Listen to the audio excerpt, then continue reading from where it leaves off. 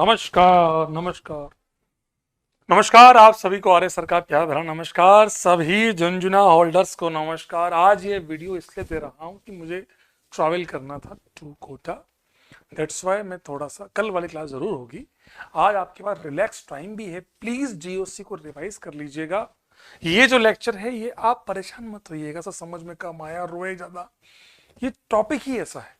मैंने फिर भी अपना पूरा 100% दिया है मैं, कि यार इसमें समझा सकूं आपको, क्योंकि एनसीईआरटी पढ़ोगे खुद समझ में नहीं आएगा।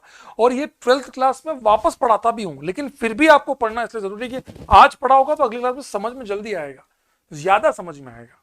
समझ में आया? सो प्लीज इसको पढ़िएगा। आज हम क्या कवर करने जा रहे हैं? आज हम जो कवर करेंगे that is the purification techniques. Today we are going to cover purification techniques. और जितने भी पीवाईक्यू आज तक आए हैं, मैं आपको झूठ नहीं बोल रहा हूं, आप देख लेना।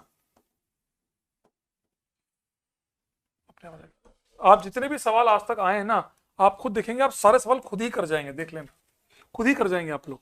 तो it's not a big task. आराम से पढ़िएगा यार भाई भाई। देखो, रिक्वेस्ट है सब लोगों से कि आराम से पढ़िएगा। कहीं भी आप लोग प्लीज जल्दबाजी मत कीजिएगा कि भैया समझ में नहीं आया, रो ज्यादा रहे हैं।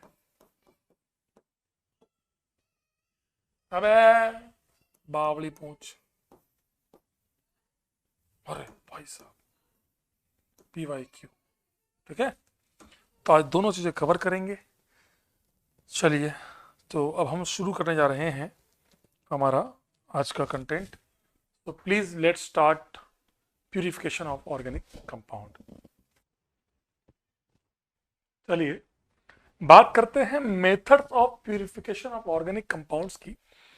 ये चैप्टर कहीं ना कहीं थोड़ा सा काफी हद तक रटने वाला है। कई सारे बच्चों को ये समझ में ही नहीं आता। अगर आप खुद से पढ़ेंगे तो आपको भी समझ नहीं, आपको लगेगा क्या ही पढ़ रहे हैं यार ये। लेकिन जेई मेंस और एडवांस के सिलेबस में कुछ सालों में इससे काफी सवाल आने लग गए हैं। तो क्या उन सवालों को छोड़ना है या नहीं छोड़ना, आप पे डिपेंड करता है। समझ में आ गया तो लिटरली दिल से बहुत आसान है। हम कर क्या रहे हैं? प्यूरिफिकेशन, मतलब प्यूरिफाई कर रहे हैं। दो का मिक्सचर है, बाइनरी मिक्सचर है, उसको प्यूरिफाई कर। The common technique use for the purification. Purification के लिए कौन कौन सी टेक्निक को यूज किया जाता है? Sublimation, filtration, crystallization, distillation, differential extraction. ये डिफरेंशियल एक्सट्रैक्शन हम जीओसी में भी पढ़ते हैं, पीओसी के अंदर, कि कैसे हम दो के मिक्सचर को सेपरेट कर सकते हैं। मान लो कोई चाहिए, पता है क्या है आपको, बातों बातों में मैंने डिफरेंशियल एक्सट्रैक्शन पढ़ा दिया। ये मान लेना कि मान लो आपके पास एक ब्यूरेट है, उसमें एक एक्स सॉल्यूशन है, ठीक है। उस वाले सॉल्यूशन, एक सॉल्यूशन, ओनली सॉल्यूशन मानता हूं, एक सॉल्यूशन है, मान लो पानी है। पानी, आपने एक ब्यूरेट ली, ब्यूरेट के अंदर पानी है। अब पानी के अंदर एक कंपाउंड पड़ा हुआ है ए और बी मान लो, या ओनली ए मान सकते हो, कैसे भी दो का भी मिक्सचर कर सकते हो, सब कर सकते हो। अब आपने क्या किया, एक अलग आपने डाला, एक सॉल्वेंट डाला, वन मोर एडेड, एक आपने पी सॉल्वेंट डाला। अब depend on the density, depend, ऐसे ईथर डाला तो ईथर की डेंसिटी पानी से कम होती है, तो जो पानी नीचे रहेगा, ईथर ऊपर आ जाएगा। मान लो आपने डाला डीसीएम, डाइक्लोरोमीथेन, हेवी है, मास बहुत ज्यादा है, तो इसकी डेंसिटी ज्यादा है। डेंसिटी ज्यादा है तो ये नीचे आ जाएगा, मतलब दो लेयर बन जाएगा। एक तरह से क्या हुआ कि दो लेयर बन गई। पहले केवल एक लेयर थी पानी की, अब नीचे तो रह गया डीसीएम, ऊपर हो गया पानी। डिपेंडिंग होता है सर, क्या पानी हमेशा ऊपर आएगा? नहीं नहीं, जो भारी होगा वो नीचे आ जाएगा। डेंसिटी हो, बेस्ड ऑन डेंसिटी। ये हो गया। अब ए मान लो था, ए जो पहले था वो ए पहले पानी के लेयर में था, ये था पानी, ए यहां मौजूद था। जैसे ही आपने डाइक्लोरोमीथेन डाला, A was soluble in DCM more, तो वो ए वहां पहुंच गया। सो आपने इसको सेपरेट कर लिया। बी आपका मान लो दो का मिक्सचर होता, एक एक में हो जाएगा, एक दूसरे में हो जाएगा। लो आपका काम हो गया। अब एक एक में, एक बी में, अब आप टोटी खोल लो, वो बीरट को खोल लो, जब तक कि ये अलग ना हो जाए। तो ये अलग हो गया, ए बी अलग हो गया। So that is a differential extraction. ये हम POC, practical organic chemistry of acid base, याद है आपको, NaH, NaCO3 आ जाएगा, नहीं होगा तो उसमें भी पढ़ते हैं। So it's not a big task कि समझ में आएगा कि नहीं आएगा। दिल से बोल रहा हूं, अगर आप पढ़ेंगे तो आपको 100% समझ में आ जाएगा। It's not a big task की और नहीं आया, बहुत सिंपल। आप सोचो that is a differential extraction. अगर मैं डिफरेंशियल एक्सट्रैक्शन की बात भी करूँ ना, इससे ज्यादा एक लाइन भी नहीं है एनसीईआरटी में अगर हम बात करें। देख रहा हूं मैं, ये रहा डिफरेंशियल एक्सट्रैक्शन, देखो क्या है, एक बार देख लेते हैं, इसी बात में खत्म हो जाएगा। When an organic compound is present in aqueous medium, लो, जब एक ऑर्गेनिक कंपाउंड पानी में प्रेजेंट था। सर क्या जरूरी है पानी में ही हो? नहीं, ये एक एग्जांपल लिया। It is separated by shaking it with an organic solvent in which it is more soluble in water. समझ गए? हमने एक ऐसा कंपाउंड लिया जो पानी में कम सोल्यूबल था, लेकिन डाइक्लोरोमीथेन या किसी और सॉल्वेंट में, ईथर में, उनमें ज्यादा सोल्यूबल था। तो हमने क्या किया, उसी को डाला, शेक किया, तो दो लेयर बन जाएगी, एक पानी की लेयर और एक दूसरे की। अब डिपेंड करता है डेंसिटी पे, कौन सा ऊपर कौन सा नीचे। और जो कंपाउंड पहले पानी में था पर वो उसमें ज्यादा सोल्यूबल है अगले सॉल्वेंट में, तो उसमें से चल जाएगा, तो आप उसको सेपरेट कर लोगे ऐसे। द ऑर्गेनिक सॉल्वेंट जो आपने डाला था and the aqueous solution should be immiscible. हाँ, ये ध्यान रखना। पता चले कि पानी और सॉल्वेंट दोनों ही घुल गए, अब तुम बोल रहे हो अलग हुए क्या? वो बोले कि भाई पहले भी एक लेयर थी पानी की, अब भी पानी की ही लेयर है, क्योंकि पानी के साथ ऑर्गेनिक सॉल्वेंट घुल गया। अब मजे ले रहे हो तुम्हारे, कहाँ है? अभी और आपको मैं बताऊंगा। So that they form the two distinct layer, दो अलग अलग लेयर बननी चाहिए, which can be separated by separately funnel. अब पता, इस पे सवाल आ गया कि सेपरेटरी फनल का फोटो कौन सा है, इन चारों में से कौन सी सेपरेटरी फनल है? सवाल आया, सवाल आया।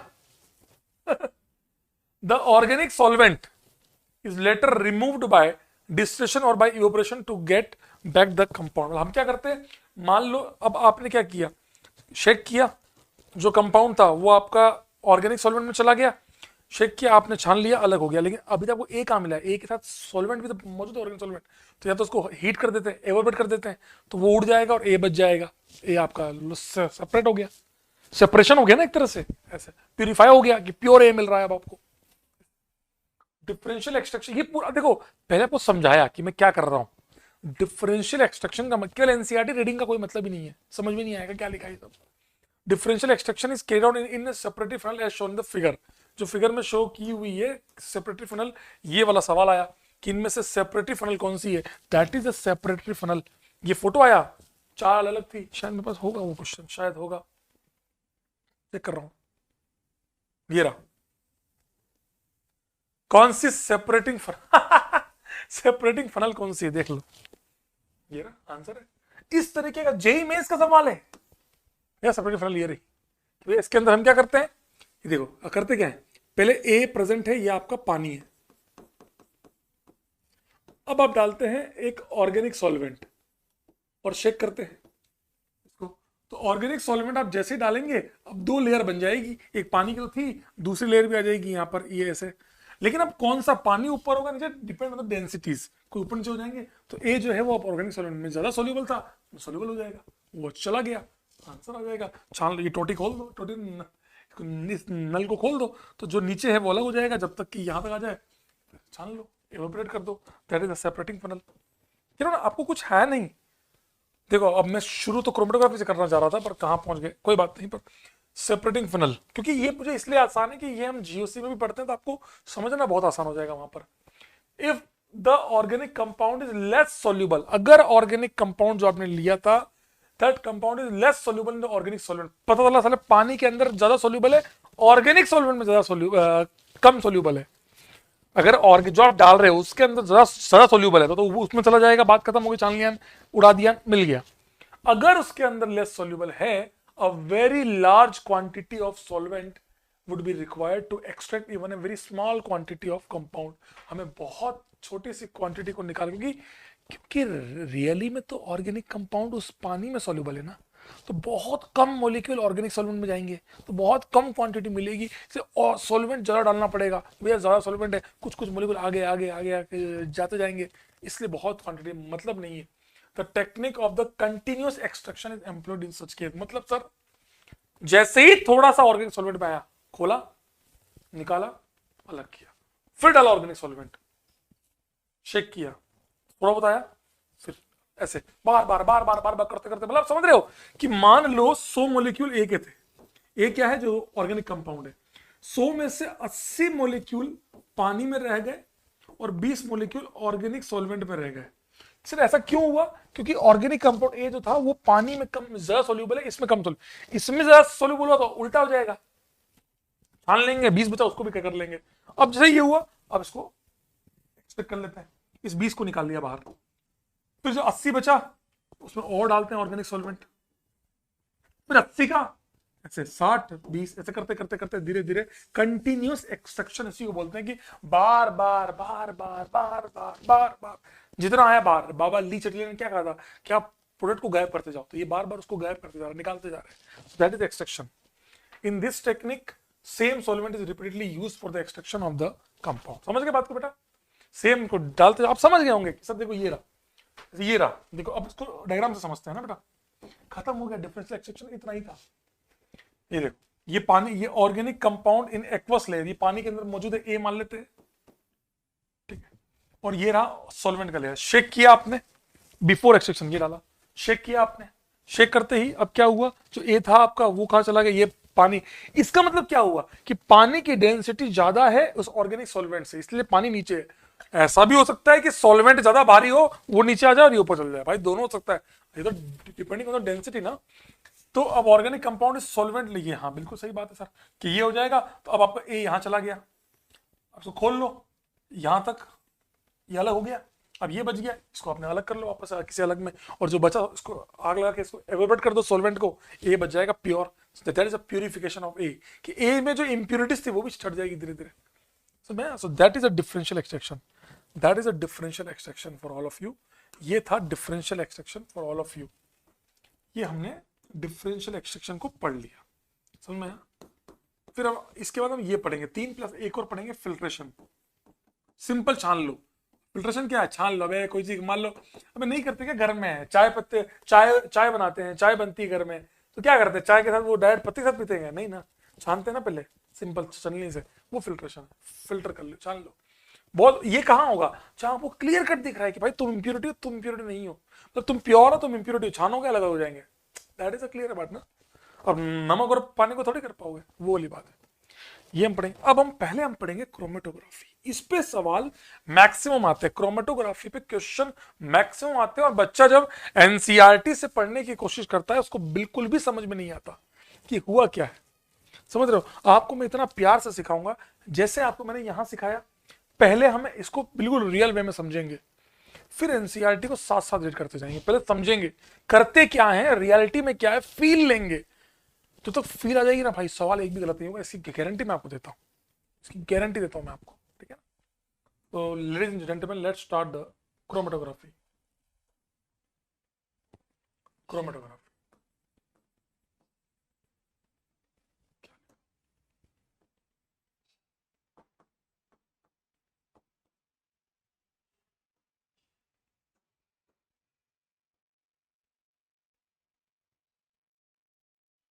क्रोमेटोग्राफी ठीक है सर। ये क्रोमेटोग्राफी कहा होवे है, आपने इंक देखी होगी, इंक।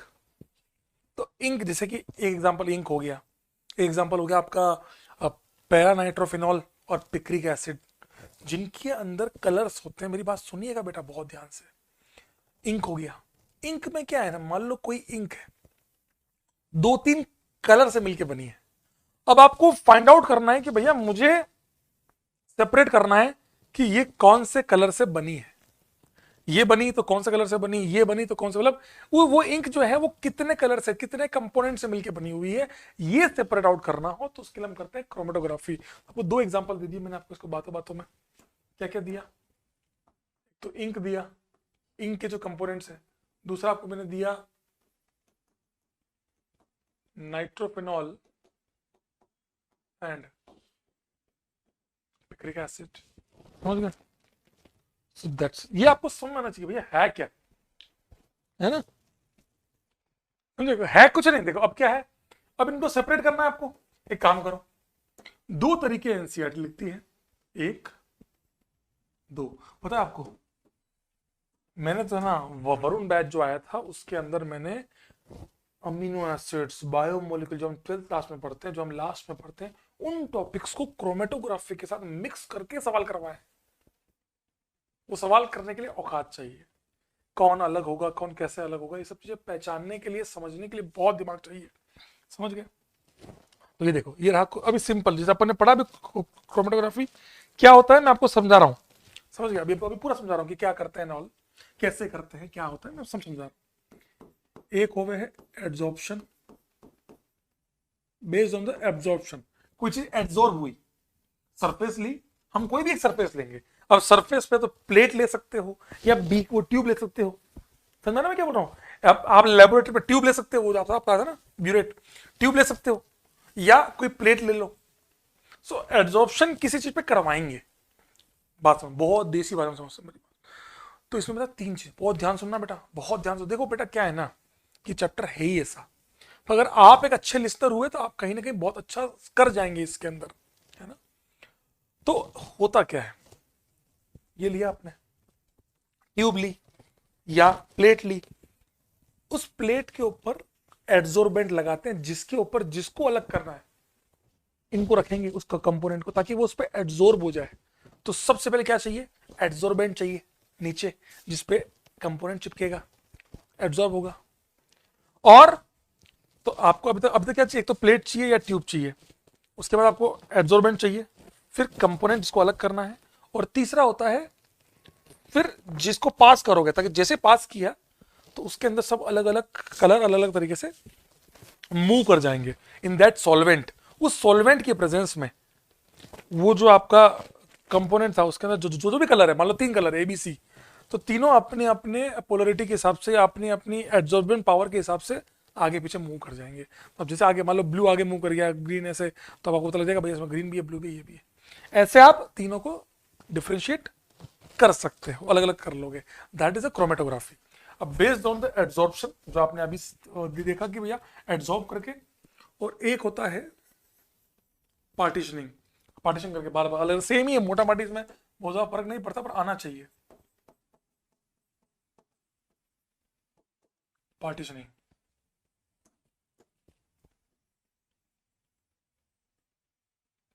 पार्टीशनिंग, ठीक है।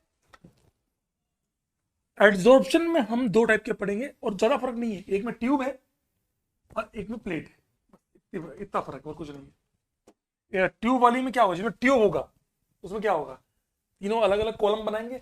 मान लो तीनों को फील करना, रटना मत। मान लो ये ट्यूब है, आपने यहां रखा, फिर आपने एक सोलवेंट को पास किया, सोलवेंट जैसे इसके ऊपर से पास हुआ अपने साथ ले गया इसके कंपोनेंट को, एक नीचे आ गया, एक यहां रह गया, एक यहां रह गया। मतलब क्या हुआ कि तीनों अलग अलग हो गए। सबसे नीचे ये अलग, मतलब मान लो 3 से मिलकर बना हुआ था, तो तीनों अलग अलग हो गए ऐसे। तो इसमें होगा कॉलम बन जाएंगे, कॉलम।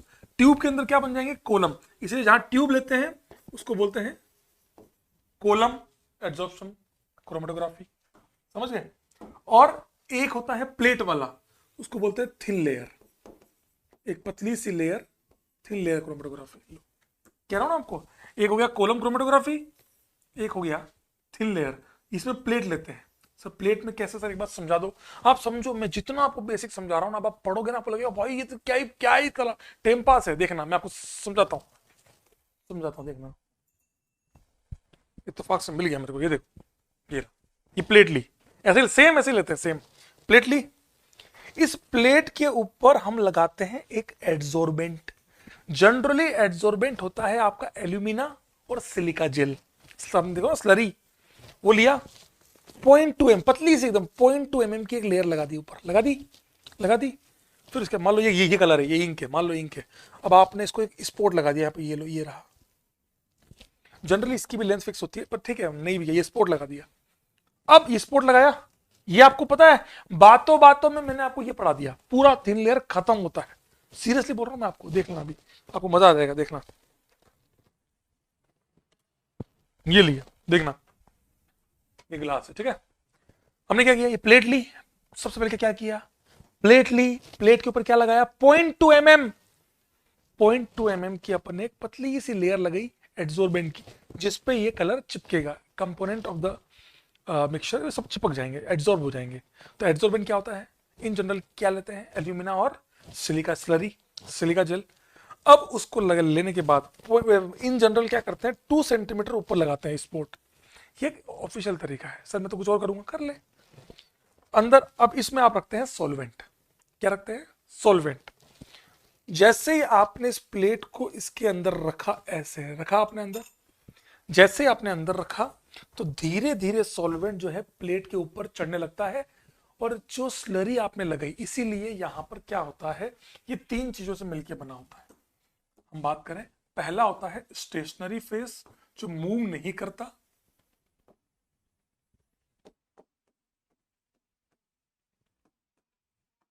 दूसरा होता है कंपोनेंट या मिक्सचर, सब समझाता हूं, वापस समझाता हूं, तीसरा होता है मोबाइल फेस। ई का हो गया मास्टर। तो स्टेशनरी फेस क्या हो गया? स्टेशनरी फेस हो गया आपका सिलिका जेल या एल्यूमिना मिक्सचर, जिसको इंक या जो भी आपने लेना है। मोबाइल फेस होता है आपका कोई भी सॉल्वेंट है, टाइप ऑफ, जैसे कि हम लेते हैं एसिटोनाइट्राइल, कोई भी सॉल्वेंट ले लो, नाइट्राइल, ऐसे और भी हो सकता है। इन सबको मोबाइल फेस। ये सब कहाँ है सर? कौन है मोबाइल फेस? ये प्लेट जिसको आपने वो लगाया वो है आपका 0.2 mm की, क्या बोलेंगे उसको? स्टेशनरी फेस, रुका हुआ। कंपोनेंट लगाया उसके ऊपर जिसको अलग करना है, अंदर जो सॉल्वेंट रखा था दैट वाज मोबाइल फेस, क्योंकि मोबाइल क्यों? मूविंग है वो इस प्लेट के ऊपर मूव करेगा। ऐसा रखा तो धीरे धीरे बाय कैपिलरी एक्शन तो नहीं बोलूंगा, कैपिलरी तो वहां होता है जहां पे एकदम पट तक चढ़ता है। धीरे धीरे आपने आपने देखा होगा ना, आपने कोई कागज रखा, उसको ऑयल में रखो तो धीरे धीरे ऑयल ऊपर आता जाता है, वो काम एक तरह से टाइप ऑफ दिस वन। धीरे धीरे धीरे सॉल्वेंट, तो सॉल्वेंट भी इस पूरे से पास होगा, किसी एक डिस्टेंस तक मूव करेगा, हो सकता है यहां तक मूव करे, यहां तक मूव सकता है, कहीं नहीं मूव करेगा। इसकी लेंथ आपको, अब इस पे न्यूमेरिकल बनते हैं, कम से कम तक 5 से 7 न्यूमेरिकल आ चुके हैं इसके ऊपर, है इसके ऊपर। हाँ? अभी आपको सिखाऊंगा। क्या आपको समझ में आया मैंने क्या बोला? तो ये तीनों चीजें होती हैं, इन तीनों चीजों के ऊपर ही बेस्ड होता है क्रोमेटोग्राफी। मेन कंपोनेंट्स, मेन चीजें ये हैं फॉर द क्रोमेटोग्राफी। क्रोमेटोग्राफी में करते ही यही है, लेते भी यही है। तो ये तीनों में, इसके अंदर क्या होगा? कॉलम होगा, बस सेम काम है। कॉलम के अंदर क्या किया हमने? स्लरी भर दिया सिलिका जेल, उसके अंदर कंपोनेंट भर दिया आपने, रख दिया। अब आपने ऊपर से पास किया मोबाइल फेस, एक सॉल्वेंट पास किया। सॉल्वेंट जैसे ही स्लरी के अंदर से पास होगा, उस कंपोनेंट्स के थ्रू पास होगा, धीरे धीरे 3 अलग अलग कॉलम या 2 अलग अलग कॉलम या 4, जितने भी आपने कंपोनेंट है वो सब अलग अलग हो जाएंगे। जो ज्यादा, अब आप बताओ, ज्यादा सोचना, ज्यादा मूव कौन करेगा? तो ज्यादा एड्सॉर्ब होगा या कम एड्सॉर्ब होगा?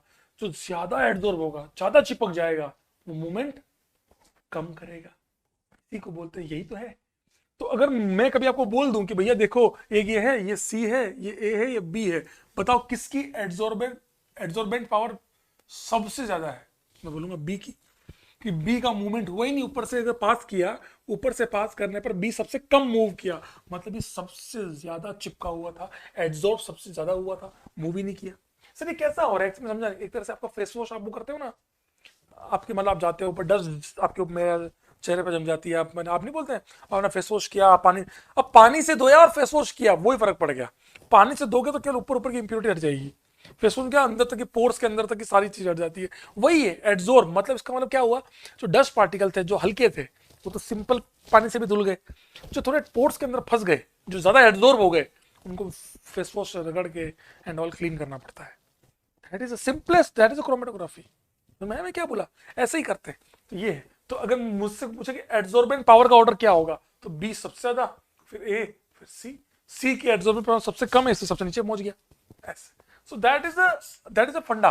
ये कंप्लीट जो है ना, ये पार्टीशनिंग का जो मेन पढ़ते हैं हम, हमारे जो जेई सिलेबस में एक है केवल, that is paper chromatography. Paper chromatography. अब इसमें क्या करते हैं सर, देखो आप समझिए, ये दोनों कंप्लीट हो चुके हैं, कंप्लीट हो चुके हैं, क्या लिखना है इनके बारे में बस। पेपर क्रोमेट क्या कहते हैं? पेपर लेते हैं, पेपर के अंदर, रोल के अंदर हम वो डाल देते हैं, मतलब हमारा एक तरह से वाटर जो है, उस वाटर उसके पोर्स में एब्जॉर्ब हो जाता है, तो वाटर हमारा स्टेशनरी फेज है, हो गया। अब आपको जिसको अलग करना है रखा, हमने ऑयल पास किया, मान लो ऑयल पास किया, तो धीरे धीरे ऑयल पर चढ़ता गया, तो कंपोनेंट से पास होगा, सेपरेट हो जाएंगे, इसी को बोलते हैं पेपर क्रोमेटोग्राफी। कुछ बहुत बड़ी बात नहीं है, तो उसमें हम पेपर लेते हैं, That's it, इतना फर्क है, कुछ नहीं। ये और ये बिल्कुल सेम है, सीरियसली, बस नाम अलग है। इसमें इस वाले को बोलते हैं क्रोमा प्लेट, वहां बोलते हैं क्रोमेटोग्राम, ऐसे नाम अलग है बस, और कुछ नहीं है। अभी आपको सिखाता हूँ, आइए पहले इसको बेसिक पढ़ते हैं। अब आपने पढ़ लिया ना बेसिक, अब आपको मजा आएगा पढ़ने में, देखना। अब एनसीईआरटी रीडिंग में आपको लगेगा हाँ मेरे को सब आता है। Chromatography is an important technique extensively used to separate mixture into their components. Mixture को उनके ना इंक के जैसे purify the compounds and also to test the purity of compounds, ठीक है। The name chromatography is based on the Greek word chroma, वो the colour, chroma मतलब colour. This the method was first used for the separation of colour substances found in the plants. Plants के अंदर जो colour colour ज्यादा होते हैं, ink मैंने example दिया आपको बस। In this technique, the mixture of substances applied onto the stationary face, देखो मैंने कहा ना मिक्सचर को कहाँ लगाते हैं, स्टेशनरी फेस पे। समझो पढ़ा आपको दिया है, अब आप ढंग से रीडिंग कर लो, मेरे साथ साथ रीडिंग कर लो, तुम्हारे को टेंशन नहीं खत्म भाई। Which may be a solid or liquid, a pure solvent, a mixture of solvent और a gas, कोई भी चीज पास करते हैं, allow to move slowly over the stationary phase। ये क्या हुआ, तो इसको हम क्या बोलेंगे, ये जो प्योर सॉल्वेंट या मिक्सचर या ये गैस, इसको बोलते हैं मोबाइल फेज। समझ गए। द कंपोनेंट ऑफ मिक्सचर, जो मिक्सचर के जो component A B C and all gradually separated from one another, the moving phase is called the mobile phase. कहा ना जो मूव कर रहा है, आपने अभी बोला, उसको क्या बोलते हैं, mobile phase. Based on the principle involved, chromatography is classified into the two different categories. Two of this are adsorption और पार्टीशनिंग, आपने पढ़ा। बात करते हैं एड्सॉर्प्शन की, तो adsorption chromatography is based on the fact that the different component are adsorbed on an adsorbent. Component को adsorbent क्या लेते हैं, सिलिका स्लरी, सिलिका जेल या एल्यूमिना, टू डिफरेंट डिग्रीज, ठीक है। Commonly used एड्सॉर्बेंट्स are silica gel and alumina. When a mobile phase जो move करेगा उस कंपोनेंट के ऊपर, पील आ गई, अच्छा प्लेट ली, टिक किया, पहले उस पर बिछाया, टिक किया, पास कराया, हो गया अलग। Is allowed to move over a stationary phase adsorbent. The components of the mixture move by varying the distance over the stationary phase. मतलब समझ गए, मतलब मैंने आपका अपनी का एबीसी है, मान लो प्लेट है, ये प्लेट है, यहाँ था डॉट था, तो उसके अंदर मान लो 4 लोगों से मिलकर बना एबीसीडी, तो ए यहाँ गया, सी यहाँ गया, बी यहाँ गया, डी यहाँ गया, मतलब उनकी डिस्टेंस के आधार पर हम बोल सकते हैं कि जो ज्यादा डिस्टेंस किया वो कम एड्सॉर्ब, ऐसे। Following are the two main types of chromatography technique based on the principle of differential adsorption, column और थिन लेयर। तो अपने पढ़ा हर चीज, कह रहा हूँ कॉलम भी हम पढ़ चुके हैं, मैं आपको एक बार इसको पढ़ाने से पहले मैं आपको फील दिला देता हूँ कॉलम की। लो आ जाओ, ये रहा कॉलम, देखो आप खुद देखो ना यार, काहे परेशान होते हो, मनवा दुख की चिंता। ये रहा सॉल्वेंट, ये तो लास्ट में, ये मोबाइल फेज हो गया। सबसे पहले क्या किया, मिक्सचर ऑफ कंपोनेंट, ये रहा, ठीक है। ये रहा आपका एड्सॉर्बेंट स्टेशनरी फेज, ये रहा स्लरी, एक तरह से क्या होगा, सिलिका जेल या एल्यूमिना, ठीक है। ये भर दिया आपने, ये रहा मिक्सचर ऑफ कंपाउंड, रख दिया। आपने मोबाइल फेस को पास किया, तो मोबाइल फेस इससे पास होगा, इसके अंदर जितने भी मिलके, यहाँ पे इन्होंने 3 लिए एबीसी, एबीसी, जैसे ये मोबाइल फेस इससे पास होगा, ये ना ए प्लस बी प्लस सी पास हुआ, तो based on the adsorption power, अब आप पास किया, अब आप देखो बी और सी नीचे चले गए, ए ऊपर रह गया, तो पहली वाली ट्यूब से आपने क्या ऑब्जर्वेशन निकाला कि भैया ए की एड्सॉर्बेंट पावर ज्यादा है बी और सी से, एड्सॉर्प्शन पावर है ना, ए ज्यादा एड्सॉर्ब हो रहा है इसलिए कम मूव किया, बी और सी मूव कर गए। फिर फाइनल के अंदर आप देख लो ये है, तो फाइनल क्या आ गया बेटा, सबसे ज्यादा एड्सॉर्प्शन पावर ए की है, फिर बी की, सी की एड्सॉर्प्शन पावर सबसे कम है इसलिए उसने मैक्सिमम ट्रेवल किया, वो आराम से चिपकता हुआ। एक तरह से फेस वॉश की, ये आपके फेस की वो गंदगी जो आप सिंपल गए और डस्ट जो आती है ना, सिंपल डस्ट की पानी से जो साफ हो गई वो सी हो गई, फिर आपने फेस वॉश हुई इस टाइप से बिल्कुल देसी भाषा में आपको मैंने ये ग्लास फूल लगाता नीचे, पता ही है, तो कुछ बहुत बड़ी बात नहीं है सीरियसली। अब आओ बस कॉलम, अब इसको पढ़ना, इसी चीज को पढ़ना, कह रहा हूं ना कुछ नहीं, अब क्या बचा, अब आपसे मैं जितने सवाल पूछूंगा आप बता सकते हैं उसमें क्या ही है यार। Column chromatography involve separation of mixture over column of adsorbent stationary phase packed in the glass tube. अब ये पूछ लेगा कहाँ कहाँ करते हैं, ग्लास ट्यूब में। तो column is fitted with a stopcock at the lower end figure, वो भी नीचे लास्ट में पैक कर देते हैं, फिर धीरे धीरे खोलते जाते हैं, ए अलग हुआ, बी अलग हुआ, सी अलग हुआ, ऐसे। The mixture adsorbed on the adsorbent is placed on the top of the adsorbent, उसके सबसे ऊपर रखा, and then appropriate eluent, eluent या वही solvent which is a liquid और मिक्सचर ऑफ लिक्विड, उसको पास किया, allowed to flow down the column, धीरे धीरे वो कोलम में पास होगा और धीरे धीरे उनकी based on the adsorbing power depending upon the degree, देखो degree to which the compounds are adsorb, जिस लेवल पे एड्सॉर्ब हुए हैं, कंप्लीट सेपरेशन टेक्स प्लेस।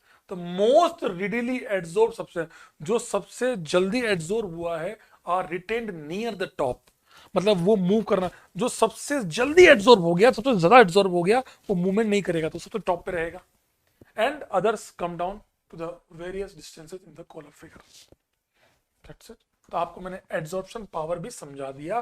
तो इसी प्रकार ये आपकी column chromatography in the basis of that part is ended. ये अब आता है thin layer. Sir thin layer में कहा हो गए मास्टर, मास्टर थिन लेयर में कहा हो गए, ये देख, ये रहा थिन लेयर, ये रही प्लेट, फिर से ले आता हूं तेरे लिए, प्लेट की बात कर रहा हूं अभी, ये रहा प्लेट, ठीक है, ये प्लेट दिख रही भाई लोग, प्लेट, ये आपका, इसके ऊपर क्या करते हैं, इसके ऊपर 0.2 mm, 0.2 mm एड्सॉर्बेंट, कौन सा सर, सिलिका जेल या एल्यूमिना को क्या बोले हैं, स्टेशनरी फेज। इससे क्या तैयार होगी, इससे तैयार होगी क्रोमा प्लेट, तैयार हो गई, प्लेट तैयार होगी, क्रोमा प्लेट, प्लेट का क्रोमा प्लेट, कलर प्लेट तैयार होगी। अब इस पे हम क्या करते हैं, यहां एक कंपोनेंट बनाते हैं, ये रहा, जिसको हमें मिक्सचर, ये क्या है मास्टर,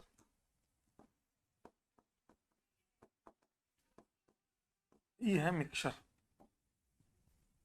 है ना, किसे मान लो, ए और बी मान लो, तीन कुछ भी मान सकते, ए बी सी डी, वो तो आपको क्वेश्चन में दिया होगा। इसकी बात करूं, ये इन जनरल जो एक ऑफिशियल मेथड है, उसके अंदर ये यहां से लेके यहां तक, ये होता है आपका 2 सेंटीमीटर। फिर क्या क्या फिक्स है, एक्चुअल ये होता है, न्यूमेरिकल में हो सकता है आपको फिक्स ना दे, तो आपको अब तो न्यूमेरिकल, अब क्या है ना, इसको बोलते हैं बेस लाइन, इसको बोलते हैं बेस लाइन। हमारे लिए जो मायने रखती है वो रखती है बेस लाइन। यहाँ स्पोर्ट, चाहे स्पोर्ट आप यहाँ लगा दो, चाहे स्पोर्ट यहाँ लगा दो, चाहे स्पोर्ट यहाँ लगाओ, मर्जी पड़ जाए स्पोर्ट लगाओ, पर बेस लाइन एक 2 सेंटीमीटर ऊपर होती है, ठीक है, डन। अब हम इस पे डालते हैं सॉल्वेंट, ठीक है, मोबाइल फेज, मोबाइल फेज, ठीक है, मोबाइल फेज जो है आपका,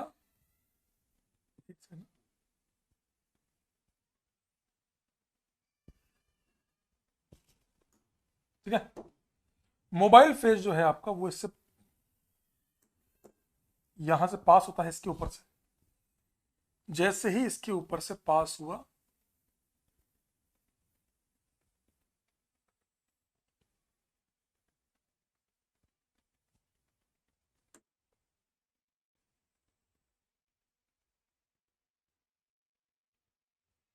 ये लीजिए, ये क्या है सर, एक कंपोनेंट ए, एक कंपोनेंट बी, ये 1 सेंटीमीटर है, ये y सेंटीमीटर है, ठीक है। चलो एक काम करता हूँ, इसको बाहर लिख देता हूँ, आपको भी आसान रहेगा। ये चीज यहां से बेस लाइन से जितना डिस्टेंस ए ट्रैवल किया वो, और बेस लाइन से ही जितनी डिस्टेंस बी ट्रैवल किया वो, तो इससे आपको क्या समझ में आया कि बी की एब्जॉर्प्शन पावर कम है ना। ये मान लेते हैं y सेंटीमीटर है, ये मान लेते हैं x सेंटीमीटर है, एक मान रहे हैं x और एक मान रहे हैं y, एक हो गया आपका x, एक हो गया आपका y। एक चीज और होती है, दैट इज योर सॉल्वेंट, कि ये यहां से लेके यहां तक बेस, सारी बातें बेस लाइन से हो रही है, ये हो गया आपका z सेंटीमीटर। ये क्या है?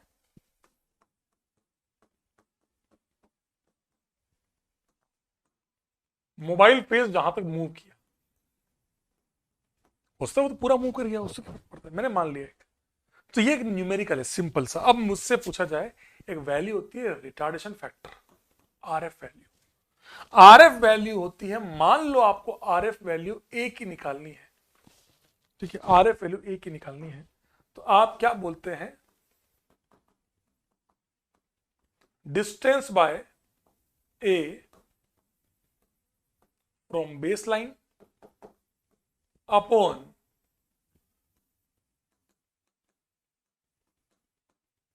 Distance by solvent mobile face from base line, that is. अब ए का निकालना है तो बी का निकाल लो। अब यही चीज, चलिए आरएफ वैल्यू क्या होती है समझाता हूं, सब समझाऊंगा, पर ये न्यूमेरिकल वाला पार्ट बता रहा हूं कि भैया बहुत काम का है, काम का नहीं, बहुत काम का है।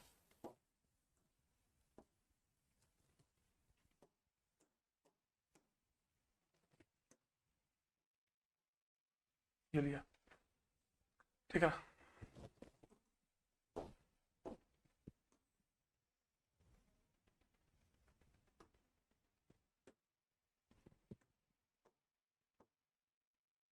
ठीक है, अब इस पे तगड़े न्यूमेरिकल आते हैं, आराम से सॉल्व करते रहो। और मैं आपको इसमें एक चीज और सिखाता हूं अभी आपको, आरएफ वैल्यू, एक चीज और, RF value is inversely proportional to the polarity. मतलब सर, कोई कंपाउंड जितना ज्यादा पोलर है, अगर जितना, जैसे अल्कोहल लिया, ईथर लिया, तो अल्कोहल इज मोर पोलर, तो जो ज्यादा पोलर होगा वो ज्यादा एड्सॉर्ब होगा सरफेस पे, तो कम मूव करेगा। आप खुद भी देख सकते हैं, ये तो कांस्टेंट है, तो जो ज्यादा डिस्टेंस मूव कर रहा है उसकी आरएफ वैल्यू ज्यादा होगी। मतलब समझ गए, मतलब बी है तो बी ज्यादा ज्यादा मूव किया तो इसकी आरएफ वैल्यू ज्यादा आएगी। इसका मतलब क्या हुआ, इसका मूवमेंट ज्यादा हुआ, मतलब ये कम पोलर है। अगर ये ए वाला, अब मैं अपने आपसे ये पूछ सकता हूँ कि ए और बी में कौन सा पोलर है, ए ज्यादा पोलर था, ज्यादा चिपका रहा, कम मूव किया, ऐसे भी सोच सकते हैं, दोनों तरीके हैं। दैट्स इट भाई, ये बहुत इंपॉर्टेंट पेज है, इस पे मैं आपको बता रहा हूँ ना आपको। एक बार पहले थिन लेयर पे पढ़ा देता हूँ, इसके बहुत सारे न्यूमेरिकल करते हैं अपन आए हुए। देखो, thin layer chromatography TLC is another type of adsorption chromatography which involves separation of substances of a mixture over a thin layer of an adsorbent coated on a glass tube. Thin layer ली कितनी 0.2 mm की, और thin layer about 0.2 mm thick। Sir जरूरी है। Of an adsorbent silica gel और alumina is separated spread over glass plate of suitable size। एक size की plate ले ली, उस पर लगा दिया, उस पर फिर हमने component, the plate is known as thin layer chromatography फ्लेवर और क्रोमा प्लेट, मैंने कहा ना chroma plate. The solution of the mixture, जिसको अलग करना है, to be separated, is applied as a small spot about 2 centimetre above the one end of the TLC plate. किसी भी एंड से टीएलसी उसका ऊपर से लगा ले, उसमें क्या होता है, आपको डिस्टेंस का काम है सारा। The glass plate is then placed in the close jar, एक जार में ना, मैंने ग्लास लेके आया, उसमें रख दिया, कंटेनिंग द एल्यूटेंट फिगर है, आपको मैं अब बता रहा हूँ फिगर में, ये लो, ये रहा, मैंने कहा ना आपको, ये प्लेट ली, स्पोर्ट लगाया, ये रख दिया, ये नीचे ब्लू ब्लू, ये क्या है, ये तो आपकी बेस लाइन है, ये मिक्सचर, ये रहा सॉल्वेंट। सॉल्वेंट धीरे धीरे धीरे ऊपर मूव करेगा, ऊपर जैसे जैसे मूव करेगा सब कुछ अलग हो जाएगा। ये देखो, ये अपन ने किया बेस लाइन, ये स्पोर्ट था आपका, इतना मूव किया, इसके अंदर ये मूव, ये आपका अल्टीमेटली ये क्या, वाई क्या है, वाई वो लाइन है जितना आपका सॉल्वेंट मूव किया, एक्स क्या है, जो स्पोर्ट था आपका धीरे धीरे ऊपर जितना मूव किया। तो क्या स्पोर्ट कहीं भी ले सकते हैं, कहीं भी ले सकते हो, डिस्टेंस आपको बेस लाइन से लेनी पड़ेगी। सो as the elutant rises up the plate, जैसे जैसे elutant ऊपर जाएगा, the component of the mixture move up along with the elutant to different distances depending on the degree of adsorption। तो क्या आप डिग्री ऑफ एड्सॉर्प्शन निकाल सकते हो, वही एड्सॉर्प्शन पावर निकाल सकते हो, and separation takes place. The relative adsorption of each component of the mixture is expressed in terms of the retardation factor, RF value, retardation factor RF value. तो distance by the substance from baseline by the solvent from baseline, 1 by polarity. जो आपको समझाया पूरा का पूरा, जो बात लिखी थी वो बता दी मैंने आपको। The spots of the coloured compound are visible on TLC plate due to their original colour. चलो अच्छा, ये एक नया बात, ये एक नया पैराग्राफ है, इसमें सवाल आ चुका है, सुनना। मान लो कभी कलरलेस हुआ, इफ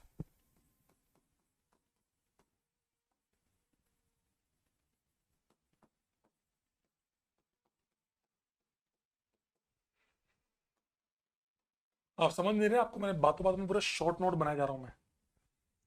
अगर कलरलेस कंपोनेंट मौजूद है, कोई ऐसा कंपोनेंट मौजूद है जिसमें जो कलरलेस, तो आपको क्या पता लगेगा? आपको पता था कि यार 4 लोग हैं, तीन कलर रहे हैं, चौथा कहाँ है? इसका मतलब चौथा कलरलेस है। तो कैसे पहचानेंगे? उसके 3 तरीके हैं, क्योंकि कोई भी जो कलरलेस है वो अपना कलर, जैसे या तो आप उसको है ना, उसको ले जाए यूवी चैम्बर में, उस पूरी प्लेट को, तो आपको दिख जाएगा क्या है। तो ये यूवी चैम्बर ले जाइए आप, या आयोडीन सॉल्यूशन में रखिए, तो जो भी उसका कलर आ जाएगा वो आ जाएगा, या फिर स्प्रे कर दीजिए। तो स्प्रे कौन सा? जैसे मान लेते हैं, मैं एग्जांपल दे रहा हूं, जैसे एक आपने पढ़ा होगा या आप पढ़ेंगे आगे, अमीनो एसिड। अमीनो एसिड को एक निनहाइड्रीन से टेस्ट होता है, मेरी बात समझना, ये 12th क्लास के अंदर में आता है। अब अमीनो एसिड है, उनको निनहाइड्रीन टेस्ट से हम सेपरेट डिस्टिंग्विश कर सकते हैं कि भैया क्या है। तो अब हम क्या करते हैं ना, स्प्रे डालते हैं, नहीं एकदम से ये इसका इसका स्प्रे किया, जैसे इसका स्प्रे किया पर्पल कलर आ गया, तो पर्पल कलर आया मतलब क्या हुआ, ये कंफर्म हो गया कि भैया अमीनो एसिड है। समझ में आया मैं क्या बोल रहा हूँ? तो कई बार ऐसा होता है कि वो कलरलेस होता है, तो उनको इन तरीकों से हम पहचान सकते हैं। जैसे यही बात इसने लिखी है, देख लो। The spots of the colourless component which are invisible to the eye but fluorescence in the UV light can be detected by putting the plate under the UV light, करो ना, UV अल्ट्रावायलेट लाइट के अंदर रख दो, तो वो उसमें दिख जाएगा क्या है क्या नहीं है। Another detection technique is you place the plate in the covered jar containing a few crystals of iodine solution. Spots of the compound which absorb iodine will show up the brown spot। Iodine का जो भी absorb करेंगे वो brown colour का दिखा देंगे आपको, जैसे निनहाइड्रीन वाला बताया। Sometimes as an appropriate reagent में बी आल्सो बी स्प्रे किया जाता है। For example amino acids which may be detected by the spraying the plate with the ninhydrin solution. तो उससे क्या होता है, जैसे ही आपने निनहाइड्रीन को स्पोर्ट किया, ये देखो ये एक कलर आ गया भैया, स्पोर्ट में ये कलर दिख रहा है भाई साहब, अमीनो एसिड है ऐसे। तो ये एक तरीका है, समझ में? So that is a thin layer, that is a thin layer। अब आपको मैं इसके न्यूमेरिकल, लास्ट में बचेगा आपका पार्टीशनिंग वाला। आओ थिन लेयर के कुछ ना कुछ न्यूमेरिकल कर लें, कुछ न्यूमेरिकल कर लें, शायद आप लोगों से हो जाए।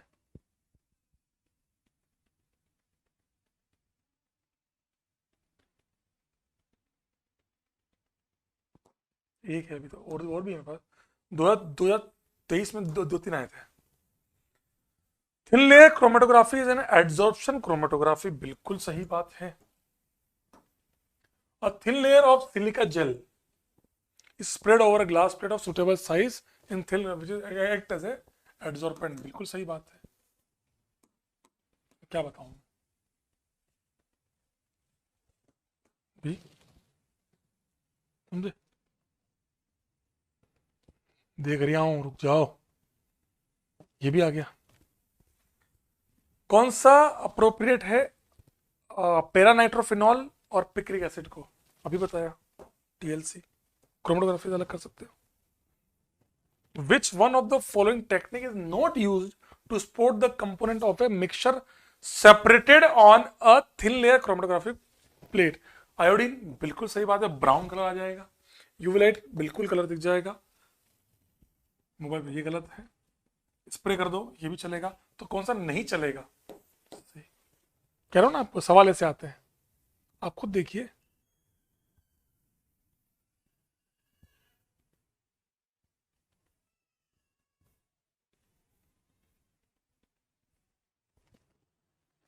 देख रहा हूं, एक second.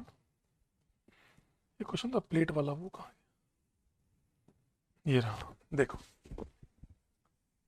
Using the provided information the paper chromatogram, ये आपका पेपर है, ये आपका वो है, पेपर क्रोमेटोग्राफी तो आपने पढ़ा ही नहीं, अरे सेम ही है, सेम ये देखना अभी, ठीक है। आर एफ वैल्यू निकालनी, आर एफ वैल्यू उसके किसकी निकालनी है, ए इंटू 10⁻⁻1 में ए की निकालनी है, इसकी निकालनी है, और आपको बाकी सब दिया हुआ है। तो ए की वैल्यू क्या है, ये बेस लाइन है, तो यहां से यहां की डिस्टेंस कितनी दी हुई है, जहां बेस लाइन से ए की डिस्टेंस कितनी दी हुई है, आपको ए की निकालनी ना, 2 दी हुई है, 2 upon distance travelled by solvent, तो यहां से यहां तक की डिस्टेंस 5, सब तो दे दिया 5, दैट इक्वल्स टू 0.4, आपको बताना है इंटू 10⁻⁻1 में, तो ये हो गया आपका 4 इंटू 10⁻⁻1, तो वैल्यू क्या होगी 4, आंसर है। होप आपको समझ में आया होगा। एक काम करता हूँ, 3-4 क्वेश्चन और मैं भी आपको बता ही रहा हूँ, हाथों हाथ बता रहा हूँ, तो ये आपका ये टॉपिक कंप्लीट। एक काम करते हैं ना, आप पेपर भी हाथों पढ़ लेते हैं, पेपर वाला भी, आप पार्टीशनिंग वाला आसान है वो भी, तो आपको क्या उसके बाद अभी मैं ये सारा प्लेट वाले सवाल बहुत सारे करा देता हूँ, 3-4 सवाल और कर लेते हैं प्लेट वाले, तो आप भी आसान, आप भी फ्री, तो क्या आपको क्रोमेटोग्राफी पूरा कंप्लीट हुआ, that is ending of chromatography. Partition chromatography is based with the continuous differential partitioning, मैंने नहीं कहा बोला, एक बार हुआ, फिर पास किया, फिर ऐसे धीरे of components of a mixture between stationary and mobile phase. Paper chromatography is a type of partition chromatography. In paper chromatography, a special quality of paper known as chromatography paper is used. Chromatography paper contains water trapped in it. Water उस paper के traps में, उसमें प्योर्स में भरा होता है, उसमें भरा हुआ होता है, ट्रैप्ड होता है, which acts as a stationary phase। ये बड़ा शानदार क्वेश्चन बन सकता है कि वाटर, क्योंकि कई बार बच्चा पता क्या सोचता है, पानी तो मूव करेगा, अरे नहीं, पानी यहाँ एड्सॉर्बेंट है, जैसे सिलिका जेल और एल्यूमिना आपका वहां पर एड्सॉर्बेंट है, यहाँ पानी एड्सॉर्बेंट है। A strip of chromatography paper spotted at the base, ठीक है, आपने वो किया the base with the solution of mixture, जिस मिक्सचर को अलग करना है, सेम वही क्या, आपने पेपर लिया, रोल बना लिया, रोल बना के लास्ट में उसको, वो आपका पानी आपका एब्सॉर्बेंट है, आपने एक जगह स्पॉट मार दिया, ठीक है, उस पेपर को आपने रख दिया उसमें सॉल्वेंट में, जिसका आपको पास कराना है, mixture is suspended in a suitable solvent और मिक्सचर ऑफ सॉल्वेंट, समझ गए, सॉल्वेंट पास कराना है, सॉल्वेंट फिर कैपिलरी एक्शन से ऊपर मूव करता है, तो ये पेपर है ना आपके पास, this solvent acts as a mobile phase, the solvent rises up the paper by the capillary action and flows over the spot, धीरे धीरे से मूव करता है, धीरे धीरे कर रहा, पानी में ऑयल मूव कर रहा है, so, जैसे मूव कर रहा है उसके साथ कलर का कंपोनेंट है, अपनी अपनी आरएफ वैल्यू अपने अपने डिस्टेंस के हिसाब से मूव कर जा रहे हैं, दैट्स इट। तो पेपर सर तो बिल्कुल सेम है, बस वहां प्लेट थी, यहाँ पेपर है, वहां यहाँ पे पार्टीशन हो रहा है, फिर इसको अलग कर रहे हैं, फिर अपन निकाल रहे हैं, फिर अलग कर रहे हैं, ऐसे हो रहा है, और वहां पे क्या था, एक साथ हो रहा है। The paper selectively retains different component according to their differing partitioning in 2 phases, same 2 phase में अलग किया, इसका एक नाम बताइए रहा, the paper strips developed is known as chromatogram, जैसे वहां पे क्रोमा प्लेट थी, यहाँ पे क्या है, क्रोमेटोग्राम है। The spot of the separated coloured compounds are visible at different heights, वही length distance, the position of initial spot on the chromatograph. The spots of the colorless compound same observed under UV rays by use of spray और iodine solution। जो आपने thin layer में पढ़ा था वो का वही बोल रहा है, ये देख लो, ये पेपर रोल है, ये आपका स्पोर्ट है, सॉल्वेंट मूव करेगा, धीरे धीरे कैपिलरी एक्शन से मूव करेगा, डिस्टेंस होगा सेम, बिल्कुल सेम वो प्लेट है, ये नहीं देखो, ये इतना मूव किया, ये मूव किया, तो ये डिस्टेंस अपने को पता है x, सॉल्वेंट कितना मूव किया y, तो x upon y is your RF value, समझ गया ना बात को, फ्रॉम बेस लाइन। कह रहा हूं ना, क्रोमेटोग्राफी बिल्कुल आसान है, ये बहुत इजी है, अगर आप समझेंगे तो बहुत आसान है। एक सेकंड में वो वाले क्वेश्चन भी डाल देता हूँ, चलो कर लेते हैं सवाल।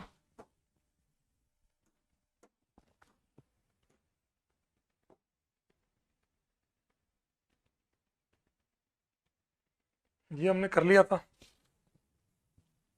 है ना, ये हमने कर लिया था, ये रहा क्रोमेटोग्राम, मतलब ये भी आपका पेपर क्रोमेटोग्राम। अच्छा, पेपर में आसान क्या हो जाता है ना कि आप लेंथ में अपने हिसाब से ले सकते हो, प्लेट में क्या है ना, फिक्स है, ये 2 लो, मतलब यहाँ 0.5 मिले तो भी चलेगा, ये बेस लाइन है, ठीक है, ए जो है वो आपको क्या है, देखो 6 सेंटीमीटर की ग्लास प्लेट ली है, तो ये 6 सेंटीमीटर की प्लेट है। आर एफ वैल्यू ऑफ ए कहाँ है, यही वाला एयर कंपाउंड ए, तो ये रही बेस लाइन। तो यहां से यहां की डिस्टेंस, अब आपको देखो ये मैथमेटिक्स बता रखा है कि यार यहां से यहां की डिस्टेंस बताओ, पहले ये से ये दी हुई है आपको 3.5 ये है, तो ये से ये कितनी हो गई, ये हो गई 3 सेंटीमीटर। अब आपको सॉल्वेंट, तो आपको ये यहां से सॉल्वेंट आपको ये यहां से लेके ये फाइंड करनी है, तो ये यहां से लेके यहां तक की आपको पता है 6 सेंटीमीटर है, वो दिया हुआ है। 0.5 ये कम करना है, 0.5 ये कम करना है, तो बेस लाइन से सॉल्वेंट कितना मूव किया ये आपको पता लग जाएगा। 0.5 ये 0.5 एक कम कर दो 6 में से, तो ये हो गया आपका 5 सेंटीमीटर। तो आपसे ए का पूछा है, तो देयर विल बी 3/5, कितना हो गया 0.6, that equal to 6 into 10⁻⁻1, that 6 will be the correct answer. कितना आसान है, लेकिन अब आप सोचो सिंपल मैथमेटिक्स, लेकिन आना कितना जरूरी है। ये तो अभी आपको नहीं पढ़ाया मैंने ये सब, लेकिन डिफरेंशियल एक्सट्रैक्शन क्या होता है, ऑर्गेनिक कंपाउंड इन वाटर, इसको लेते हैं फिर चेक करते हैं, ऑल ये आता है, तो ये 2 आ जाएगा, डी का 2, 3 ऑप्शन में है साला ये। From the figure of column chromatography given below the, कौन कौन से इनकरेक्ट पूछा है, ध्यान रखना गलती मत करना, इनकरेक्ट पूछा है। तो इसमें क्या हुआ, ए यहाँ बी यहाँ सी है, इसका मतलब क्या हुआ चेक करते हैं।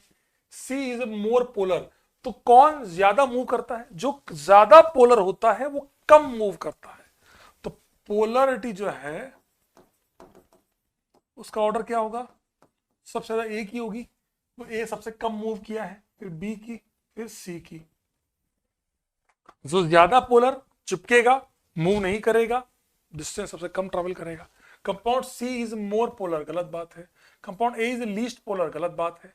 Compound B comes out the column before C, कैसे हो जाएगा भाई, सबसे पहले सी आएगा भाई, जो सबसे नीचे जो सबसे ज्यादा मूव किया वो सबसे पहले निकलेगा। Compound A spends more time in the column, बिल्कुल सही बात है।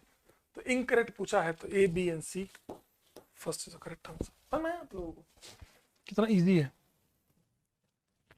Using the column chromatography, mixture of two compounds A and B was separated. A elicited first indicates B has. B का क्या होगा, तो B की क्या होगा, A अगर पहले बार आ गया मतलब B अंदर रह गया, B ज्यादा चिपका, ज्यादा एब्जॉर्ब हुआ, मोर एब्जॉर्ब्ड,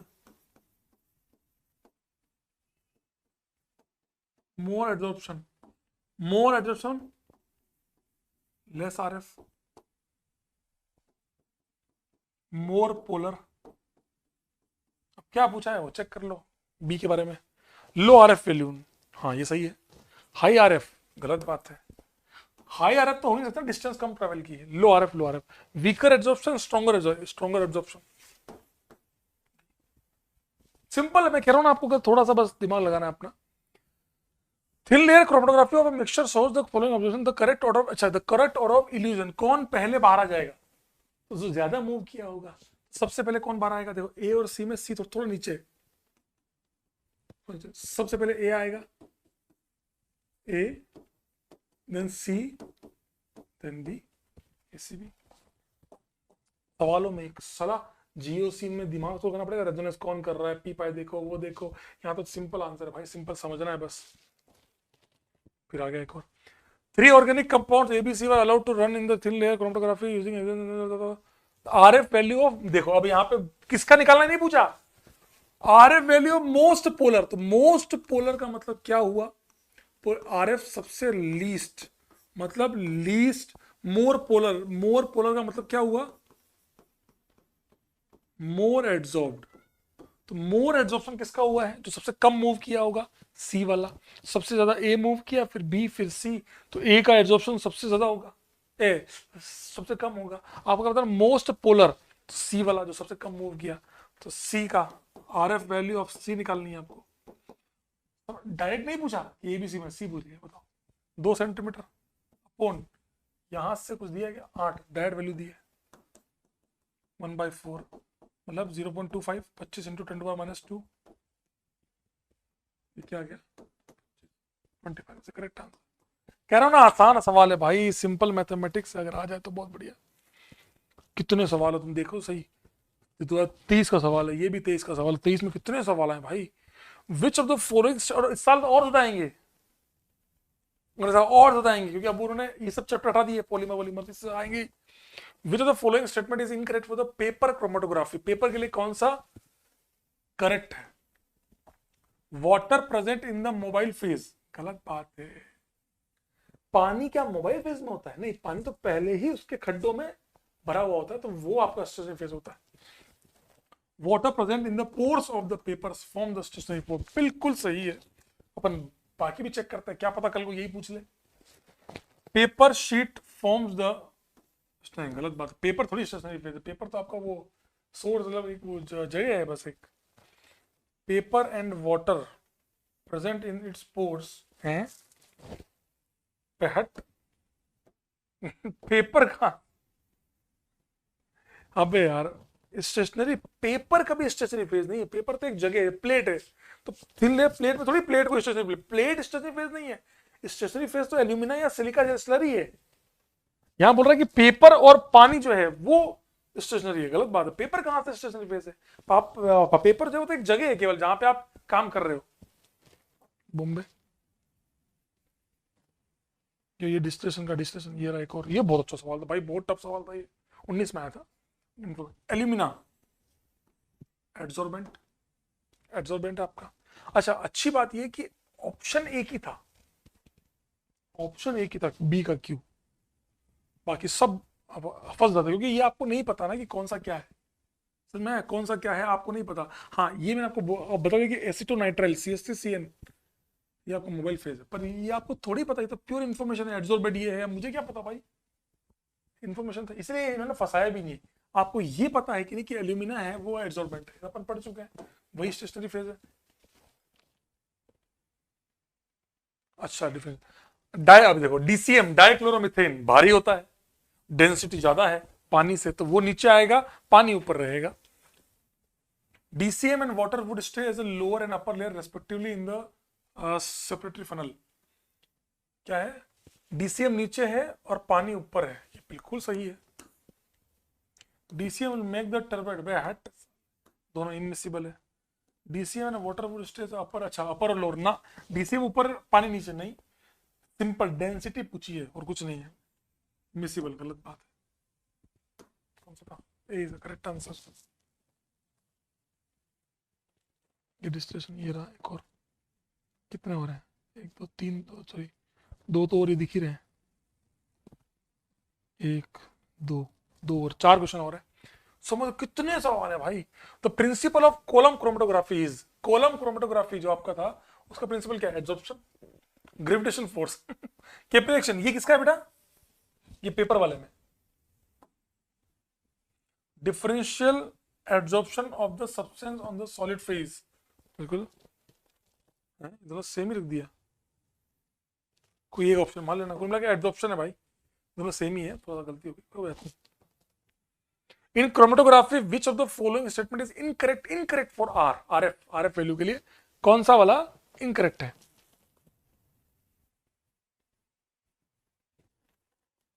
एक बार चेक कर लेता हूँ यार, मेरे को लग रहा है इसमें कोई लफड़ा है। नहीं,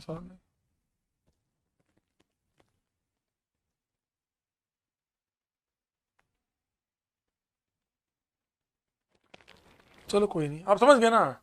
column chromatography based on the slurry के ऊपर एब्जॉर्प्शन होना, वो है। आई होप आप सभी को यहां तक सब कुछ समझ में आ गया हो।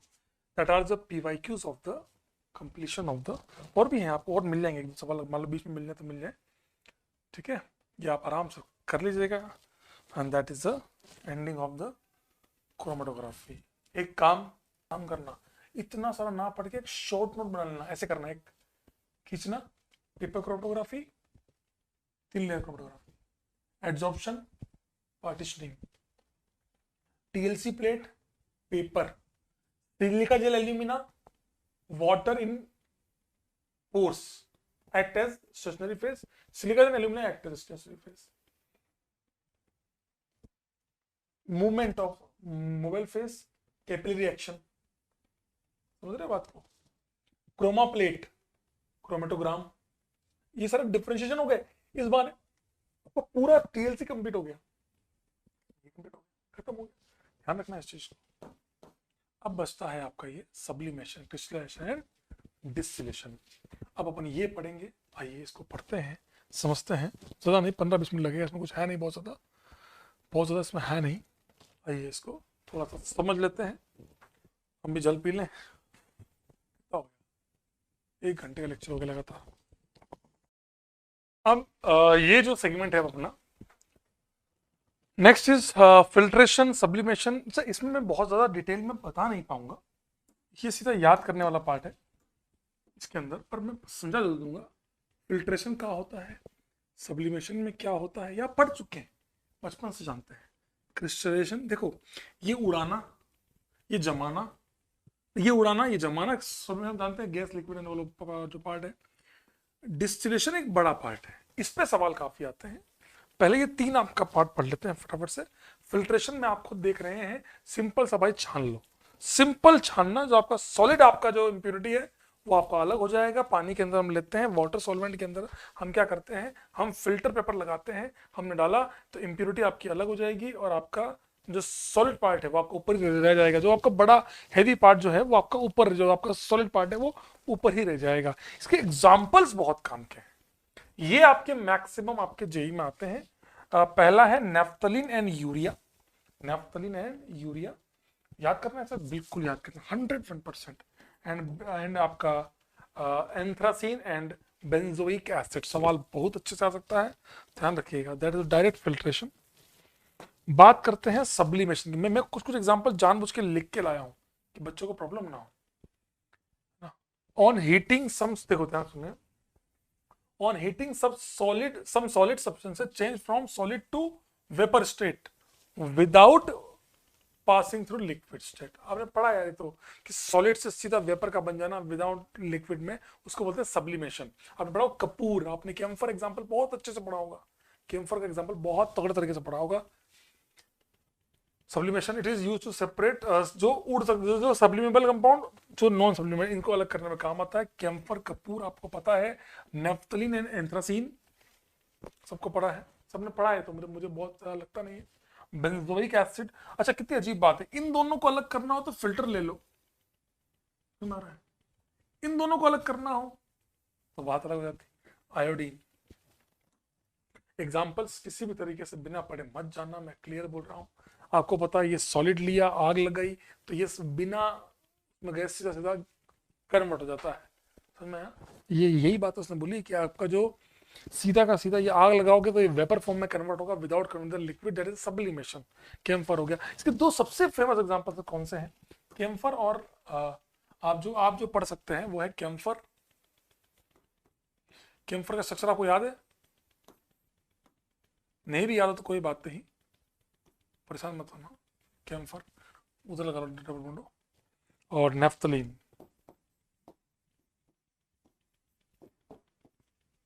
That's it. क्रिस्टलाइजेशन, जमा देना, मेल्टिंग पॉइंट पे बात करेंगे कि मान लो किसी का मेल्टिंग पॉइंट बहुत कम है तो वो आराम से क्रिस्टल बना लेगा, जम जाएगा, क्रिस्टलाइज हो जाएगा। ज्यादा है तो क्रिस्टलाइज जीरो होगा। इसका एग्जांपल हमने वो पढ़ा है, या तो जैसे मेल्टिंग पॉइंट में हम क्या करते हैं ना, जो पैरा वाले होते हैं ना, जिनमें सेंटर सिमेट्री टाइप की, जिनमें बहुत सिमेट्रिकल ट्रांस, इसमें ट्रांस, जिनके अंदर पैरा वाले जो होते हैं ना, जो अपोजिट वाले इसको बोलते हैं, वो होते हैं, तो उन केस में मेल्टिंग पॉइंट ज्यादा होता है तो वो उसका क्रिस्टलाइजेशन आराम से हो जाएगा। मेल्टिंग पॉइंट ज्यादा होगा तो क्रिस्टलाइजेशन बहुत स्लो होगा। ऐसे हम दोनों को अलग कर सकते हैं। This is the one of the most commonly used technique for the purification of the solid organic compounds. Melting point पे बेस्ड है ना पूरी की पूरी। It is based on the difference in the solubilities of the compound and the impurities in a suitable solvent. किसी एक solvent के अंदर उनकी सॉल्युबिलिटी पे बेस्ड है ये। The impure compound is dissolved in the solvent in which sparingly soluble at room temperature, but appreciably soluble at the high। आग लगाएंगे तो soluble हो जाएगा। The compound is concentrated to get a nearly saturated solution on cooling, वो जम जाएगा। on cooling solution pure compound crystallized out and moved by the filtration. छान लेंगे, जो सॉलिड है वो अलग हो जाएगा, बात खत्म। जो क्रिस्टल्स हैं वो अलग हो जाएंगे। बड़ा सिंपल सा है यार। देखो मैं तो ये बात जानता हूँ, बहुत ज़्यादा रामायण करने की बजाय इसके एग्जाम्पल्स देखो। इसके ऊपर बहुत डिटेल में कभी सवाल आता नहीं है, एनसीईआरटी पढ़ लीजिएगा, कुछ है नहीं। सबसे बढ़िया आपने ये एग्जाम्पल बड़ा कॉमन में पढ़ रखा है आपने, शुगर एंड सॉल्ट सबने पढ़ा है कि अगर आपको शुगर और सॉल्ट के मिक्सचर को इथेनॉल सॉल्वेंट में अलग करना है तो बेस्ट है क्रिस्टलाइज। शुगर आपकी वो समझाएगी। बेंजोइक एसिड एंड नेफ्थलीन, कितनी अजीब बात है। क्यों बोल रहा हूं ऐसा? बेंजोइक एसिड और एंथ्रासीन को आप फिल्ट्रेशन से अलग कर सकते हैं, इतना फर्क है इन दोनों में। लेकिन वही अगर हम बात करें बेंजीन और नेफ्थलीन के मिक्सचर को, तो उसको हम इससे अलग करना पड़े। बहुत ध्यान सुनना बेटा, मैं क्लियर बोल रहा हूं ये बात। बेंजोइक एसिड, सवाल आए इसके ऊपर में, एंड नेफ्थलीन, यह आपका होगा क्रिस्टलाइजेशन, क्रिस्टल। और वही आपका बेंजोइक एसिड प्लस 3 रिंग, 1 2 3, ये सिंपल फिल्ट्रेशन। ये फर्क है और समझना पड़ेगा आप लोगों को। देखो ना, सॉलिड इन सॉल्वेंट, ठीक है, हीट। तो ये पता है अपन ने किया हुआ है, पता है कहाँ पे? जैसे आपको याद है डिफरेंशियल एक्सट्रैक्शन में आपने ए अलग कर लिया एक सॉल्वेंट में, इसको एवोपरेट कर देते हो, ए आपको प्योरीफाई हो जाएगा। ये ऐसा आपने वो किया तो जो आपका सॉल्वेंट था वो तो उड़ गया, अब ए जो बचा था उसको आपने ठंडा किया, वो जम गया। ये हो गया आपका आपका सुखा के आपने अलग कर लिया, that is your crystallization. I hope आपको समझ में आया होगा। अब आते हैं हम हमारा नेक्स्ट सेगमेंट जिसका नाम है डिस्टिलेशन। बहुत तगड़ी चीज है डिस्टिलेशन। डिफरेंशियल एक्सट्रैक्शन हमारा हो ही चुका है। अब आते हैं हमारा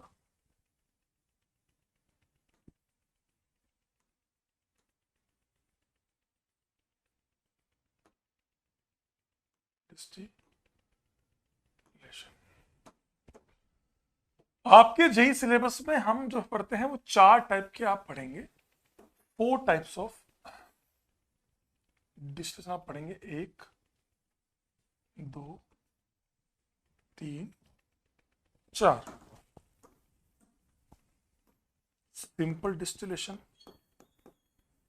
ठीक है, fractional distillation, under reduce pressure, fraction हो गया, अंडर रिड्यूस हो गया, एक बार स्टीम डिस्टिलेशन से सिंपल,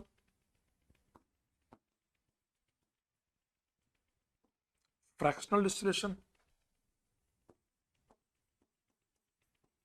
वैक्यूम, और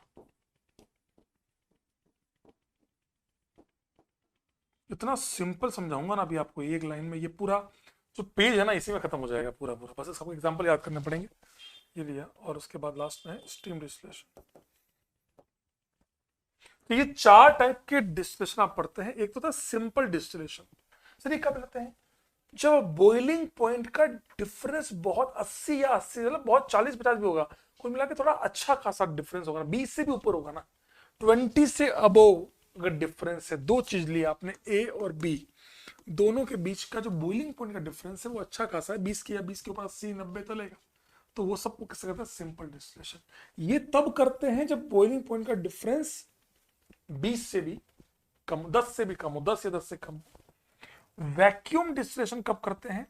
जब आपको पता है कि पता चला कि जो उसका बॉइलिंग पॉइंट है, ध्यान सुनना, मान लो इथाइलिन ग्लाइकोल ग्लिसरॉल लिया, ग्लिसरॉल का बॉइलिंग पॉइंट तो बहुत हाई है क्योंकि अल्कोहल अल्कोहल अल्कोहल है तो एच बॉन्डिंग करेगा, लेकिन उस टेम्परेचर से पहले ही वो कंपाउंड टूट जाएगा।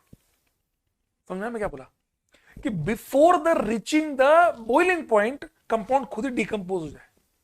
तो फिर हम क्या करते हैं? प्रेशर को रिड्यूस करके और पूरी कहानी को सेट करते हैं। स्टीम डिस्टिलेशन आप गर्मा गर्म पानी से पास कीजिए, ये आप आईओसी में पढ़ते हैं, हाइड्रोजन बॉन्डिंग याद होगा आपको, ortho nitrophenol, para nitrophenol.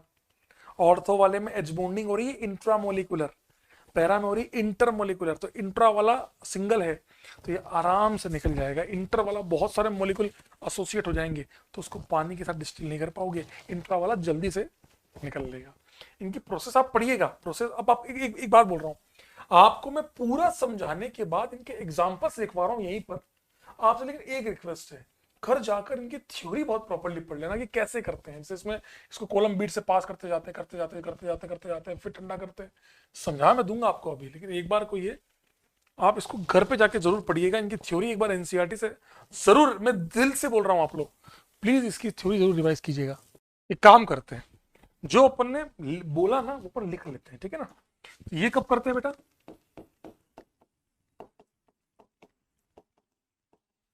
Boiling point difference कितना है बेटा? किसी किसी जगह 80 के भी लिखा हुआ है, पर ठीक है 20 मानता मैं तुम्हारे।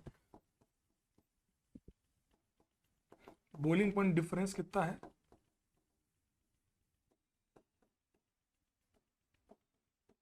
10 या 10 से कम का डिफरेंस हो। ये कब करते हैं? थोड़ी सी जगह घेर रहा है ज्यादा।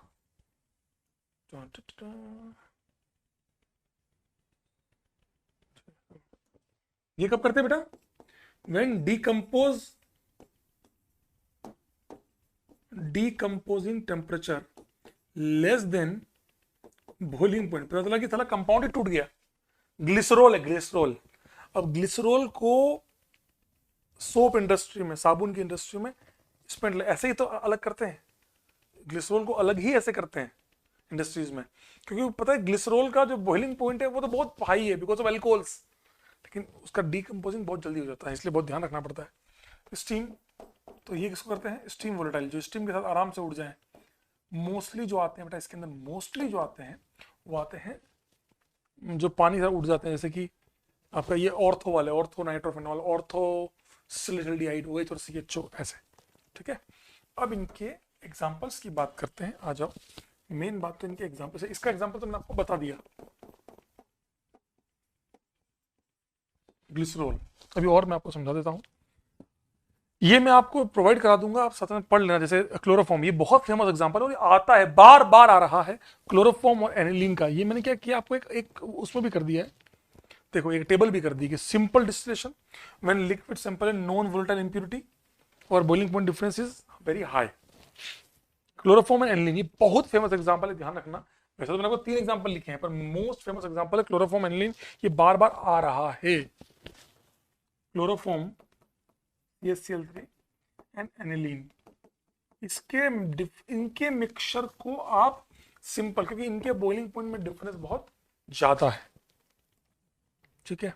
ये रहा सिंपल, ये आप पढ़ेंगे आप मिल जाए, कुछ नहीं है, उबालेंगे, जो जिसका बॉइलिंग पॉइंट कम होगा वो उबल के बाहर छान लेंगे, दूसरा बच गया, इतना कुछ नहीं है। फ्रैक्शनल डिस्टिलेशन में क्या करते हैं, जब डिफरेंस बहुत कम है तो उड़ाओगे तो दोनों साथ उड़ेंगे, आपको पता नहीं लगेगा, तो क्या करें, इनको बीट से पास कराते हैं, तो थोड़ा जो जल्दी होगा वो ऊपर जाएगा, फिर ठंडा होगा नीचे आएगा, फिर हो जाएगा धीरे धीरे धीरे धीरे धीरे करते करते करते करते फ्रैक्शंस के थ्रू इसको, कॉलम बीट्स के थ्रू इसको अलग किया जाता है।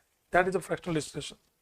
ये मैं कह रहा था आपको, that is a column distillation. देखो ना, ग्लास बीट्स के थ्रू इसको पास करते हैं तो जो है धीरे धीरे, या फिर एक वो था ना, बूझो तो जाने, ऐसे हुआ, ऐसे ऐसे, तो उनके आगे बाधाएं डाल देते हैं ऐसे ऐसे, तो क्या जो जल्दी है, जो जिसमें थोड़ा भी ज्यादा है, जिसका बॉइलिंग पॉइंट थोड़ा भी कम है ना, वो जल्दी उड़ेगा, हल्का सा ऊपर गया, ठंडा होगा, फिर धीरे धीरे ऊपर होगा, फिर दूसरे मोलिक्यूल जो गर्म होकर आ रहे हैं वो उनसे मिला, फिर ऊपर ऐसे धीरे धीरे धीरे अलग होता है। इसको बोलते हैं फ्रैक्शनल डिस्टिलेशन। हमने ऐसे सवाल किए हैं या करेंगे हम उसके अंदर, नंबर ऑफ मोनोक्लोरो के अंदर।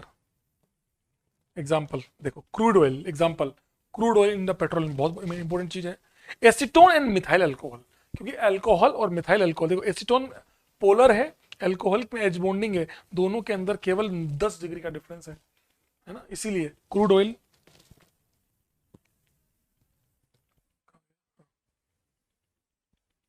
तो मैं लिख देता हूं आपके, ताकि आपको ये मैं क्यों कर रहा हूं, आपके टेबल बहुत काम आ जाएगी।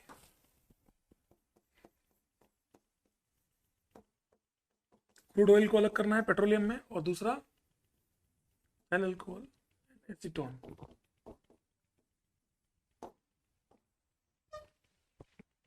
ठीक है, अंडर रेड्यूस प्रेशर में आपको मैंने एक तो बता ही दिया, ग्लिसरॉल। ये एनसीईआरटी में बहुत डार्क अक्षरों में दे रखा है ग्लिसरॉल वाला, इसलिए मैंने आपको बताया। तो इसका यूज क्या है, ये बिल्कुल समरी दे रखी है आपको। When liquid boils at the higher temperature and it may decompose before the boiling point attend, that's why. तो शुगर जूस एंड तो आपको पता ही है, recovery of glycerol from spent life, तो ये शुगर जूस तो आता ही है, ये तो आप एनसीईआरटी में नहीं है, पर ये एनसीईआरटी में दिया ग्लिसरॉल वाला, तो ये बहुत काम का हो गया। आखिरी है स्टीम डिस्टिलेशन, तो क्या है, when the substance is immiscible with water and steam volatile, पानी में ना घुले और स्टीम उड़ जाए, तो वो तो आपको पता ही है, वेपर प्रेशर प्लस नॉल, तो ठीक है। मेन बात भाई साहब काम की चीज देख लो, ये आना चाहिए भाई, कुछ भी कह लो, एनिलीन एंड वाटर, ये वाटर वाले बहुत बहुत ज्यादा आते हैं भाई, ये बहुत काम का है। Orthonitrophenol, naphthalene and water, bromobenzene and water, nitrobenzene and water, सब में water water water water water है, सब में वाटर वाटर है, आप देखेंगे सबके अंदर। तो आप पता ध्यान क्या रखना, आपको ध्यान क्या रखना है, वाटर वाले और कौन से थे, एक ऊपर भी आया था वाटर वाला, आया था ना, बस वो ध्यान रखना। इसमें क्या है, मोस्ट एग्जांपल क्या है, aniline plus water, naphthalene plus water, ये आप लिख लेना, नेफ्थलीन प्लस वाटर जो काम के हैं, खासकर जो एनसीईआरटी में दिया उन पर तो बिल्कुल स्टार मार्क कर लेना। ये पूरा का पूरा आपका ये इनके एग्जांपल्स है, इतना पढ़ लोगे एक भी सवाल गलत ना होगा। आप एक काम करना, इसको पूरा पढ़कर, पूरा एक एक लाइन पढ़कर इसके पीवाईक्यूज करना, आपको मैं इसके पीवाईक्यूज के सॉल्यूशन भी दे दूंगा। I will provide a solution copy, I will provide you a solution of this part, इसके पीवाईक्यूज का पार्ट है ना, ठीक है। आप लेकिन ये ट्राई जरूर करना यार, ये थ्योरी आपको मैंने दे दी है, डिफरेंशियल एक्शन आपने पढ़ ही लिया है, आप खुद देख लो ये क्या क्या दिया है इन्होंने, देखो सवाल ऐसे है, वाटर एंड डीसीएम, तो ये आपको पता ही है ना। इसकी बात करें तो ये आपको क्या दिया है, थोड़ा सा सही दूंगा मैं आपको, ये देखो ये C6H12O6 ग्लूकोज प्लस NaCl, नमक, समझ रहे हो बात को भाई, देखो ड्राई डिस्टिलेशन में आप समझ रहे हो, ये आपका सारे एग्जांपल वही दिए इन्होंने, फ्रैक्शनल डिस्टिलेशन, क्रोमेटोग्राफी, ये पैरा नाइट्रोफिनल तो आपको पता लग ही गया, पैरा नाइट्रोफिनल तो आपको पता लग ही गया, क्रोमेटोग्राफी वाला आपको लिखवा रखा है मैंने। ये देखो एक और ऐसा सवाल है, क्लोरोफॉर्म एंड एनिलीन, मैंने कहा ना आपको अभी बार बार आ रहा भाई, ये क्लोरोफॉर्म प्लस एनिलीन बहुत ज्यादा यूज हो रहा है, मैं आपको पहले ही बोल रहा हूँ, क्लोरोफॉर्म एनिलीन बहुत ज्यादा पूछ रहा है, 3-4 बार देख लिया मैंने, chloroform plus aniline, simple distillation, benzoic acid and naphthalene, आपको मैंने कहा ना एंथ्रासिन नेफ्थलीन, ध्यान रखना, कहा था आपको मैंने, तो क्रिस्टलाइजेशन, वाटर एनिलीन अभी बताया आपको मैंने, steam distillation, naphthalene and NaCl, sublimation, naphthalene अलग कर लेगा, नमक रह जाए, सब्लिम होता है ना, कैम्फर नेफ्थलीन, आपको मैंने बोला ना कैम्फर नेफ्थलीन, इनको आप सब्लिमेशन अलग कर सकते हैं। तो आंसर क्या हुआ, 3 4 1 3 4 1 2 3 4 1 2, परफेक्शन आएगा तो कर जाओगे, सीरियस बोल रहा हूँ, आपको पीवाईक्यूज दे रहा हूँ, देखता हूँ अगर अभी ऐड कर पाया तो अभी ऐड करता हूँ, प्लीज इसको कर लीजिएगा वरना पछताओगे। पीवाईक्यूज आपको ऐड कर रहा हूं, कर लेना आप आराम से, आंसर्स लास्ट में लगा दूंगा, प्लीज कर लीजिएगा यार, सब लोगों से दिल से रिक्वेस्ट है, सभी को दिल से धन्यवाद, कसम से बोल रहा हूँ आराम से कर लेना भाई, प्लीज लेक्चर को बहुत ईमानदारी से करना, बहुत बड़ा लेक्चर नहीं है, पार्ट 1 कंप्लीट हो रहा है, पार्ट 2 में कभी और ऐसे कभी मौका आया तो मैं आपको क्या क्वालिटेटिव और क्वांटिटेटिव एनालिसिस भी करा दूंगा, और फिजिकल प्रॉपर्टीज भी उसी के अंदर समाप्त करा दूंगा। आज्ञा दीजिए, बाय बाय, टेक केयर, शुभ रात्रि, शब खैर, स्वस्थ रहें, मस्त रहें, व्यस्त रहें, खुश रहें, होमवर्क करते रहें और मेहनत करें इस टॉपिक में, आज ही एनसीईआरटी निपटा लो, सारे सवाल कर लो, खत्म, आप फ्री, सीरियस नोट पे कह रहा हूं, बाय बाय। 4 लोगों की इज्जत करते रहें, never trouble your father mother teacher and cow mother, because cow is our social animal. Bye bye, love you 3000 to all of you.